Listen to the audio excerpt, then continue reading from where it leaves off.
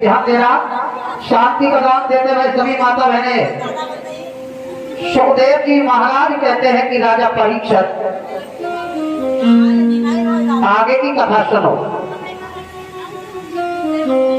एक दक्षिण दिशा में एक आतम देव नाम का एक ब्राह्मण था।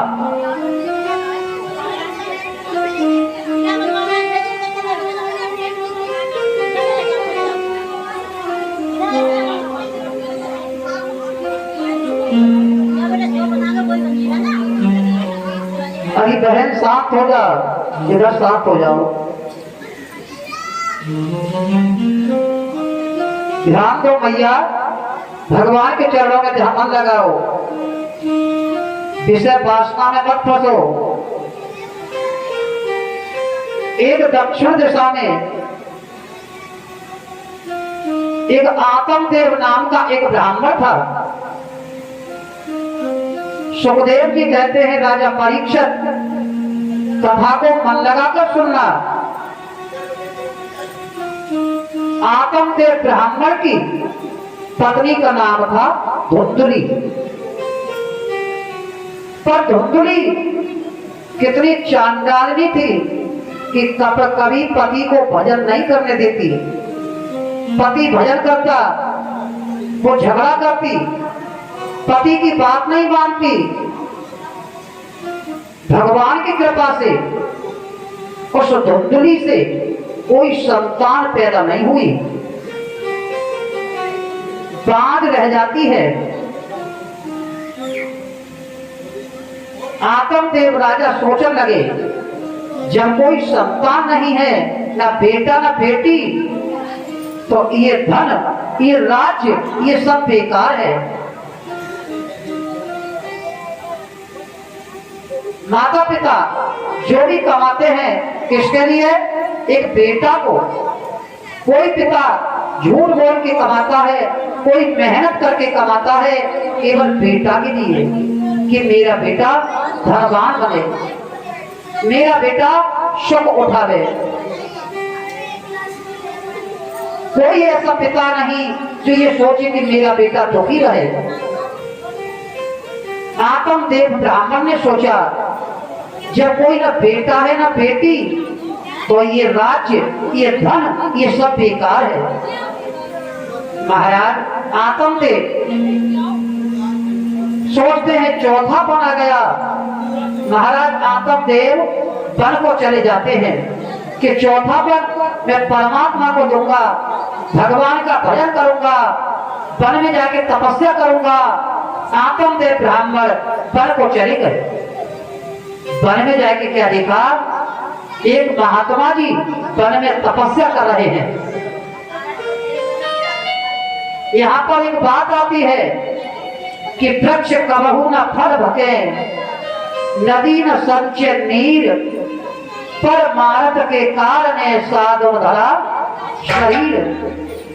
संत जो भी तपस्या करते हैं केवल अपने भक्तों को बांट देते हैं। संत जी के सामने आतम देव ब्राह्मण फिर एक पैर उठाकर हाथ जोड़ के खड़े हो गए। महात्मा जी जब ध्यान हटा तो महात्मा जी कहते हैं, अरे राजा यहाँ पर तू कैसे आया? अरे सुनो, तेरे तो 3 जन्म बेटा का मुंह देखने को नहीं मिलेगा। तेरे नसीब में संतान है ही नहीं, 3 जन्म बेटा नहीं मिलेगा। महाराज आतम देव कहने लगे, संत जी मैं प्राण छोड़ दूंगा, यही मर जाऊंगा, फिर बेटा के बिना मैं रह नहीं सकता। संत जी ने समझाया, अरे राजा बेटा कभी नाम नहीं चलाता, बेटा सपूत है तो माता पिता का नाम ऊंचा कर देता है, और बेटा कपूत है तो माता पिता कितना भी धन इकट्ठा कर जाए, बेटा कपूत है, जुआरी है, शराबी है, मांसाहारी है, तो पिता का सारा धन लुटा देगा, नाम डुबा देगा। बेटा कभी नाम नहीं चलाता। फिर भी आतम देव ब्राह्मण को फिर भी शांति नहीं मिली। महाराज मैं बिना बेटा के रह नहीं सकता। तो देखो एक रामायण में चौपाई आई है कि मोर बचन जाए पड़ जाए फीका,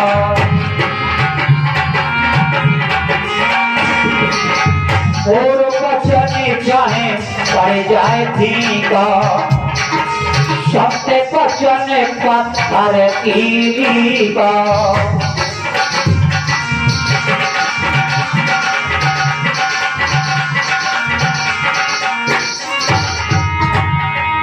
मोर बचन चाहे पड़ जाए फीका, मोर बचन चाहे पड़ जाए फीका, सबसे बचन पत्थर कीलीका, बाकी बचन पत्थर कीलीका।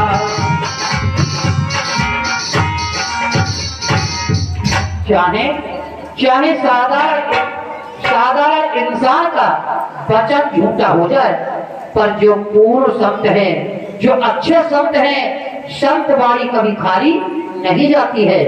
महात्मा जी ने एक फल दिया, लो राजन ये फल अपनी पत्नी को दे देना, तुम्हारी पत्नी ये फल खाएगी, विष्णु भगवान की कृपा से पुत्र पैदा होगा, पुत्र पैदा होगा। महाराज आत्मदेव उस फल को लेके आए और धुंधली से कहा, लो ये महात्मा जी ने फल दिया है, आशीर्वाद है, ये फल खाओ, बेटा की प्राप्ति होगी। तो देखो उस धुंधली इतनी चांडालिनी है, धुंधली ने अपनी सहेलियों से पूछा,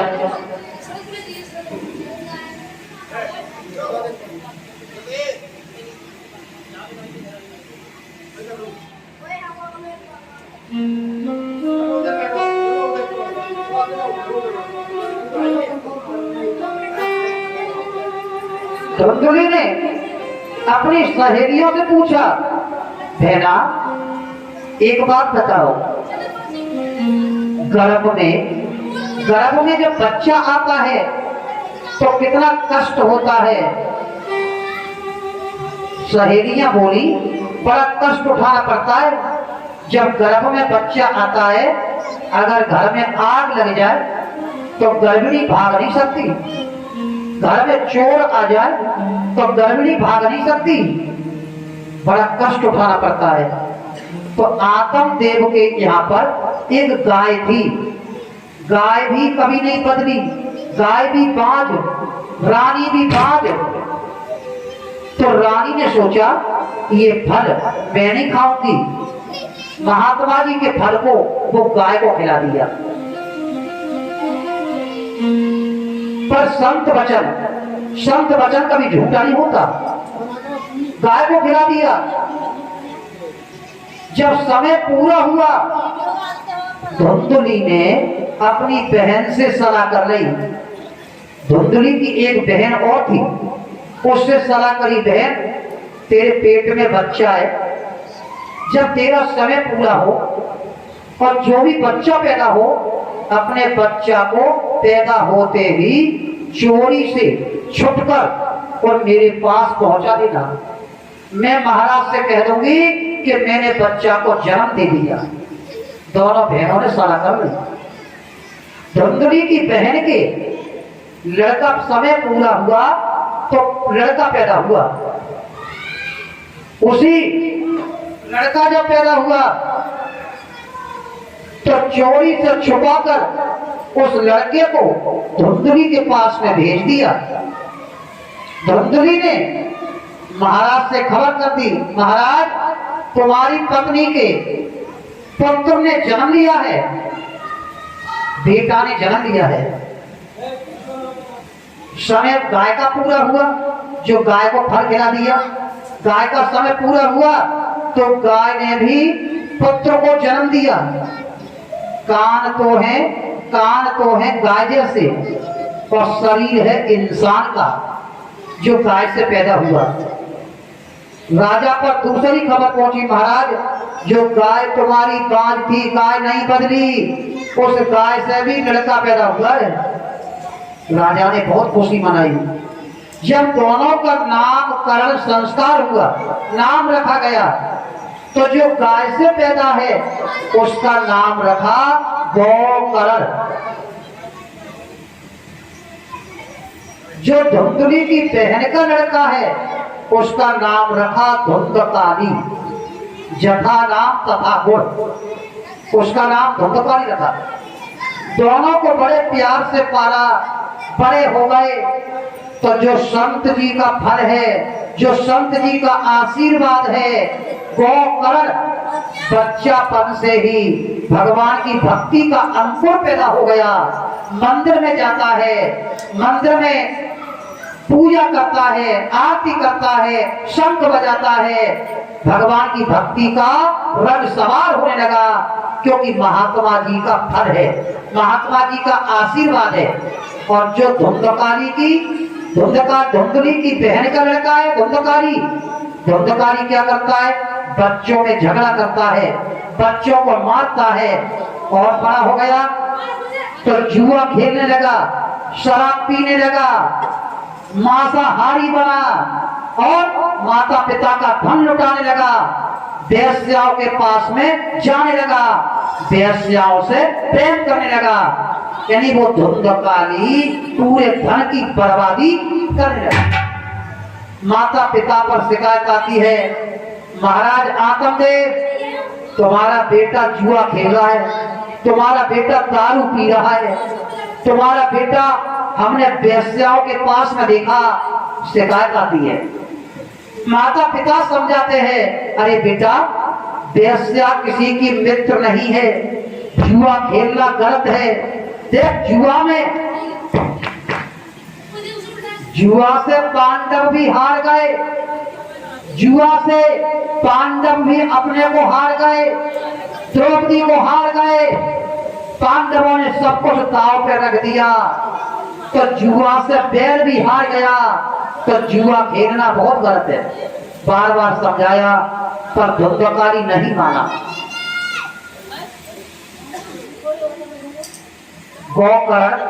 गौकर्ण समझाता है धुंधकारी को।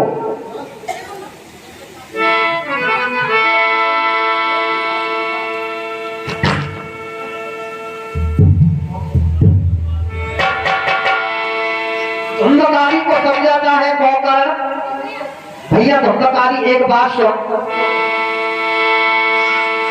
पूर्व जन्म के कर्मों से और प्राणी नर्तन पाता है, पूर्व जन्म के कर्मों से और प्राणी नर्तन पाता है। और वायदा करके राम भजन का जीवन जगत में आता है।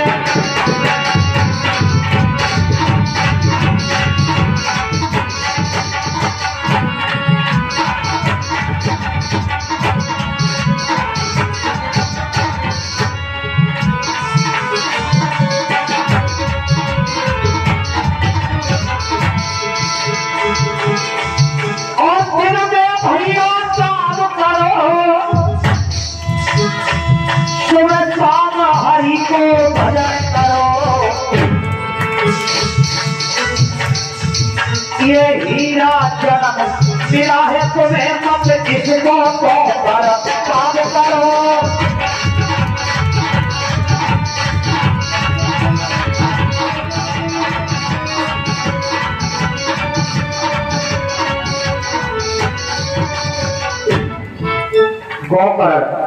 गौकर्ण धुंधकारी को समझाता है, भैया धुंधकारी देख, बड़े अच्छे कर्म करने से, पूर्व जन्म के अच्छे कर्म से और तब मनुष्य का जन्म मिलता है।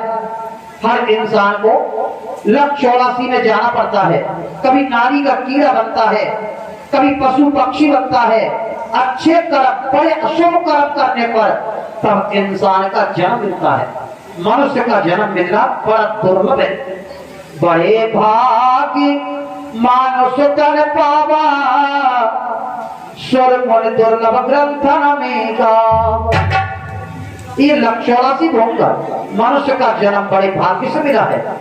देवता भी तरसते हैं कि मनुष्य का जन्म मिले, तो हम राम का नाम ले, अपनी जिह्वा से राम का नाम ले, पैरों से तीर्थ यात्रा करें, शुभ कार्य में इन हाथों से दान करें। देवता भी तरसते हैं मनुष्य के जन्म को। तो भैया धुंधकारी ऐसा मत करे कि तुझे लक 84 में जाना पड़े। धुंधकारी भगवान का भजन कर, ये हीरा जन्म है। तू वेश्याओं में जाता है, जुआ खेलता है, शराब पीता है, ये दूषित कर्म मत करे जिससे कि आगे को तुझे मनुष्य का जन्म नहीं मिले और लक 84 में जाना पड़े। ऐसा मत करे। इसलिए धुंधकारी ने क्या करा, देखो सीख बात दीजिए, सीख बात दीजिए, जाको सीख सुहाय है, सुनना, सीख बात दीजिए, जाको सीख सुहाय, और सीख देनी बानरा सो बैलऊ को भर जाए। जानते हो एक पक्षी होता ना बैला, कितना बढ़िया पक्षी है, यानी अपना दल्ला बैठ का अलग बनाएगा और रहने का घर अलग बनाएगा, बड़ा होशियार जानवर है। तो उसने कहा बंदर भीग रहा था, बारिश हो रही और बंदर भीग रहा, तो बैला कह रहा है बंदर से, अरे जब तेरे तो 4 हाथ पैर है, 4 हाथ पैर है, और मैं तो 2 पैर वाला हूँ, देख मेरा मकान अलग है, आने जाने वालों को बैठक अलग है। बच्चों को थोड़ा रखो।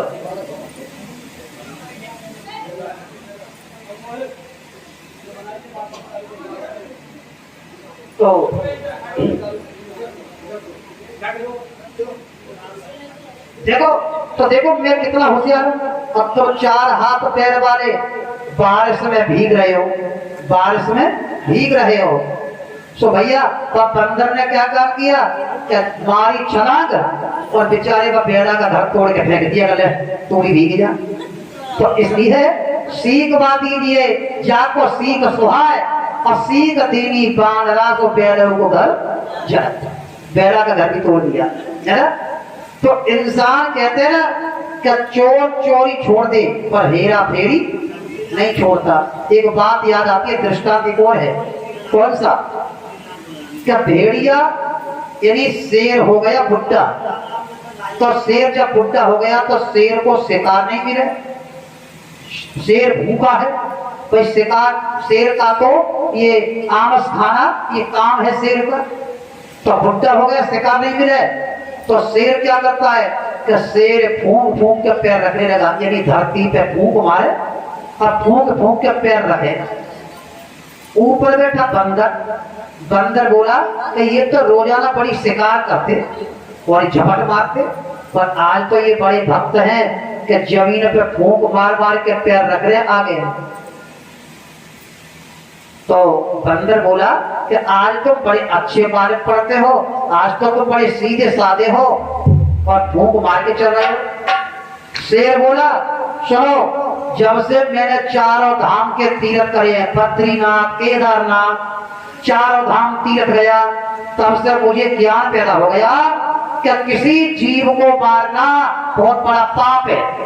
तो मैंने जीव हत्या करनी छोड़ दी, तो मैं फूंक मार मार के पैर रख रहा हूँ कि मेरे पैर से कोई चींटी न पिच जाए। शेर कह रहा है कि अगर चींटी भी मेरे पैर से पिच गई तो पाप हो जाएगा, और जो मेरे पैर छू लेगा वो सीधा स्वर्ग को चला जाएगा, स्वर्ग को। बंदर बोला मैं तो बड़ा अपराधी हूँ कि मैंने तो तमाम घर बिगाड़े, इधर कूद नुकसान करे। बंदर बोला तो मैं इनके पैर छू लूं तो मैं स्वर्ग में चला जाऊंगा। तो बंदर ने मारी पेड़ पर छलांग और शेर के पैरों में गिरा। शेर शिकार पे था, शेर ने मौका देखा, शेर ने तब पुकार रख दिया मुंह में बंदर को। अब बंदर को जब मुंह में रखा, अब तो बंदर इतना हंसा मुंह में, इतना हंसा कि शेर को हंसी आई। तो बंदर शेर के मुंह से निकल गया, मारी छलांग पेड़ पे। अब पेड़ पे बैठ के बंदर रोने लगा। अब बंदर पेड़ पे बैठ के रोने लगा तो शेर बोला बड़ा मूर्ख है, जब काल के गाल में था तो हंस रहा था, और काल के गाल से निकल गया तो रो रहा है। बंदर बोला कि रो क्या रहा हूँ, इस बात को रो रहा हूँ कि स्वर्ग में पहुंच ही जाता वो तो बच गया न, स्वर्ग में पहुंच ही जाता है। तो इसलिए चोर चोरी छोड़ दे तो हेरा फेरी नहीं छोड़ता। तो शेर ने कितनी तरकीब लड़ाई।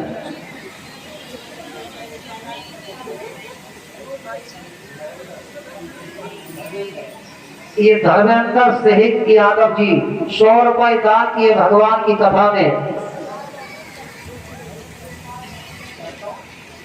करतार सिंह यादव 10 रुपए,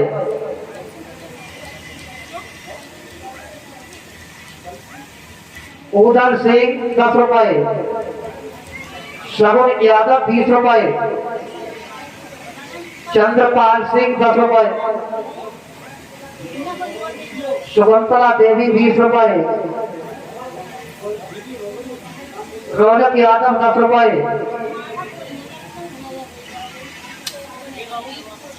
अक्षय यादव 10 रुपए।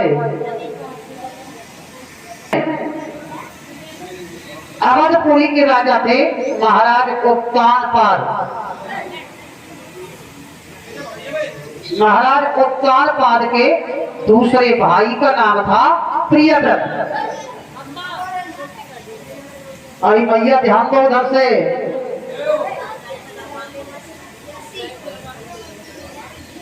ओ भैया चुप हो जाओ, ध्यान दो, इधर ध्यान दो।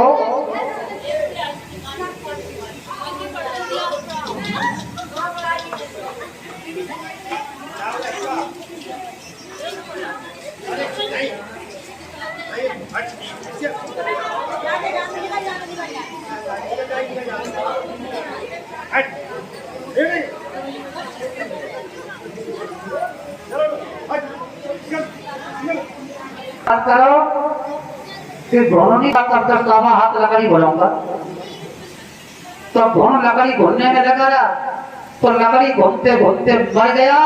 अगले जन्म में घोड़ बना हाथी और घोड़नी करती भगवान का भजन, तो अगले जन्म में घोड़नी बनी राजा की लड़की।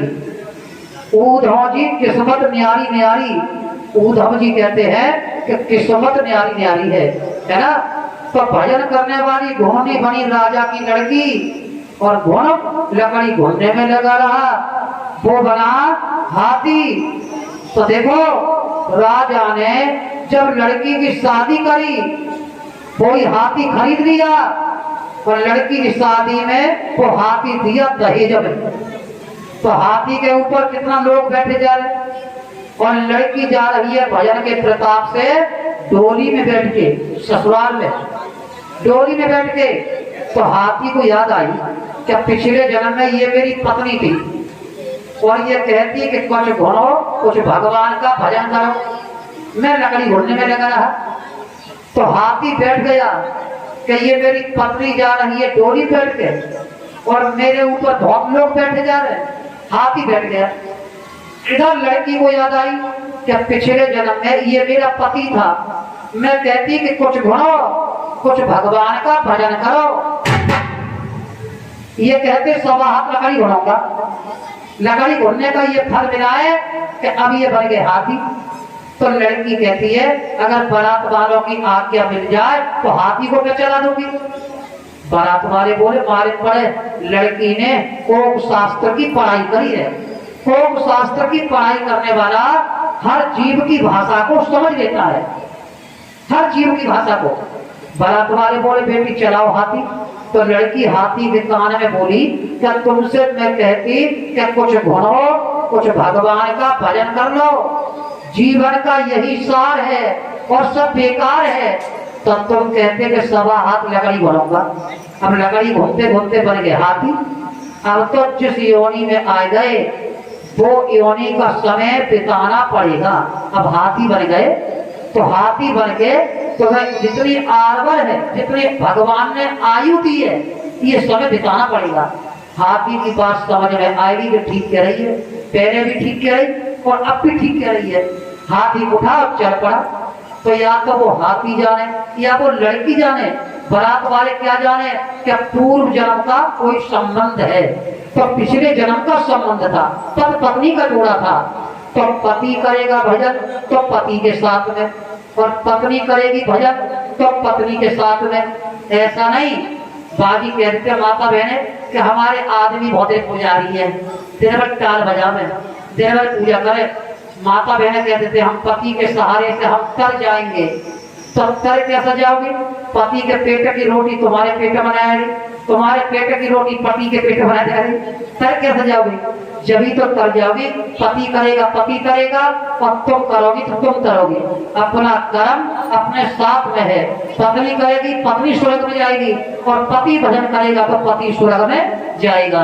ऊधौजी किस्मत न्यारी न्यारी, अपनी किस्मत अलग अलग है, जो करेगा सो भरेगा। इसलिए सभी को भजन करना, सभी को अपने धर्म में आगे बढ़ना, ये सभी का धर्म कर्तव्य है। ध्यान दो तो देखो, महाराज अवधपुरी के राजा हैं महाराज उत्तानपाद। उनकी पत्नी का नाम है सुनीति। तो सुनीति से कोई संतान पैदा नहीं हुई, तो राजा उत्तानपाद ने दूसरी शादी करी। दूसरी रानी का नाम सुरुचि, समझ गए? दूसरी रानी का नाम सुरुचि। तो देखो भगवान की कृपा से छोटी रानी ने आते ही बड़ी रानी को बांदी बना दिया। बांदी बहनों के कागा उड़ाती है। छोटी रानी एक शेर जौ देती है, जौ के लिए पीसती है हाथ से, और नमक डालने को नहीं है। आज बड़ी रानी बांदी बन गई, जौ की रोटी खाती है, समय बिताती है। एक दिन महाराज उत्तानपाद को अपनी पत्नी की याद आई कि मेरी बड़ी रानी पतिव्रता है, देवी है, चल के ये देखो कि बड़ी रानी मेरी कैसे रहती है, कैसे गुजर करती है, पत्नी को चल के देखो। तो महाराज उत्तानपाद छोटी रानी से बिना कहे बिना सुने चुपचाप चले गए और बड़ी रानी के पास पहुंचे। बड़ी रानी ने पति का आदर किया, पति को चौकी पर बिठाया। पतिव्रता थी, वो देवी है, पति का सम्मान किया। प्रेम के फंदे में महाराज उत्तानपाद एक रात बड़ी रानी के पास में ठहर गए। भगवान विष्णु की कृपा, उसी समय से बड़ी रानी के पहले संतान पैदा नहीं हुई, और आज भगवान की ऐसी कृपा भई क्या उसी समय से बड़ी रानी का गर्भ ठहर गया। छोटी रानी गर्भ से है, समय पूरा होता है तो बड़ी रानी के भी लड़का ने जन्म लिया, छोटी रानी से भी लड़का पैदा हुआ। दोनों रानियों से एक एक पुत्र ने जन्म लिया। महाराज उत्तानपाद ने पुरोहित जी को बुलवाकर, पंडित जी को बुलवाकर नामकरण संस्कार कराया। तो छोटी रानी के लड़के का नाम रखा उत्तम कुमार, बड़ी रानी के लड़के का नाम रखा ध्रुव। तो देखो आज वो ध्रुव जी को कोई गोद में नहीं देता, कोई खिलाता नहीं, क्योंकि वो बांदी का बेटा है।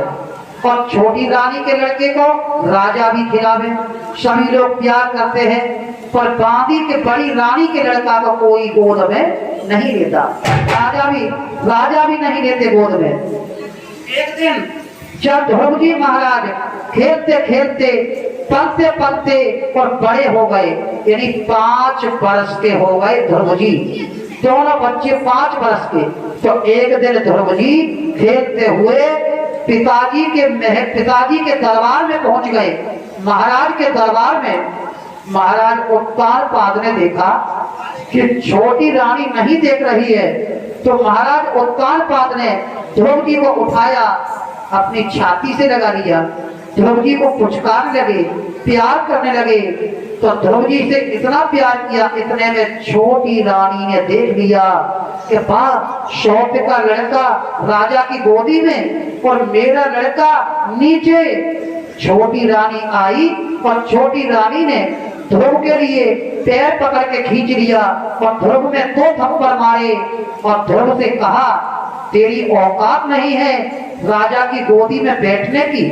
अगर तू राजा की गोदी में बैठता तो मेरी कोख से जन्म लेता, तो तू राजा की गोदी में बैठ जाता, पर तू बांदी से पैदा है, तू मेरा नहीं है। मार के ध्रुव जी को भगा दिया।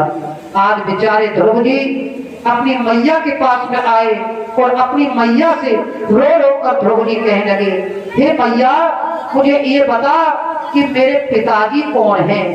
जो पिताजी ने मुझे गोद लिया और मैया ने, मौसी ने थप्पड़ मार के मुझे और पैर पकड़ के खींच कर मुझे भगा दिया, तो ये बता कि मेरे पिताजी कौन है?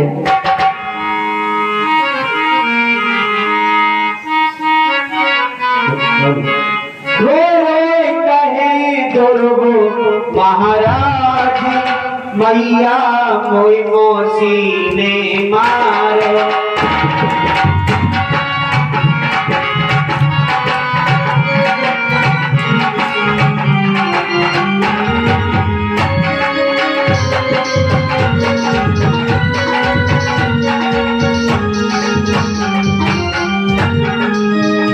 और कोई मौसी ने मारो, और कोई मौसी ने मारो,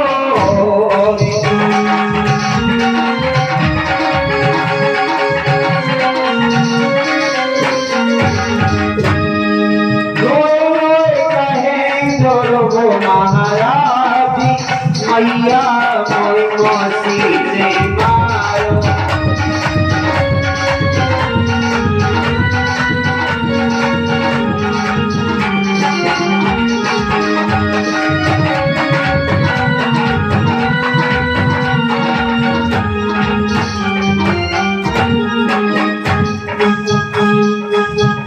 और पिता ने गोदी उठायो, मौसी ने धक्का दियो। कोई पिता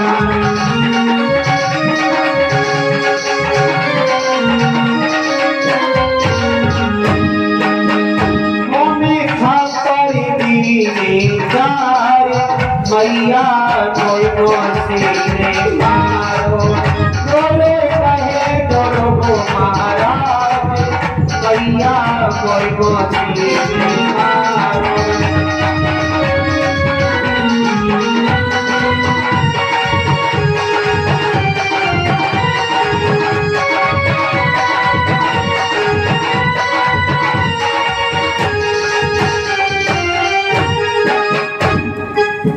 कोई पिता को पता बताओ, कोई पिता के मोह दिलाओ। कोई पिता का पता बताओ, और पिता से मोह मिलाओ। और कहे ध्रुव महाराज, मैया कोई मौसी ने मारो।